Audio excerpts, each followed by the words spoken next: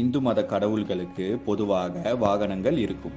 அதன் மீது ஏறியே ஓரிடத்திலிருந்து மற்றொரு இடத்திற்கு கடவுள்கள் பயணம் செய்கின்றனர்.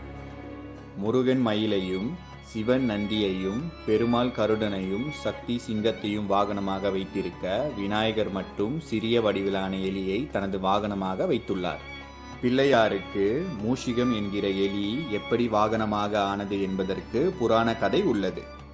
யானை முகமும் தலையில் இரு கொம்புகளுடைய கஜமுகாசுரன் என்ற அசுரன் அசுரகுல குருவாகிய சுக்ராச்சாரியார் போதனையின்படி சிவனின் பெயரை சொல்லிக்கொண்டே பல ஆண்டுகள் கடுமையாக தவத்தை மேற்கொண்டார்.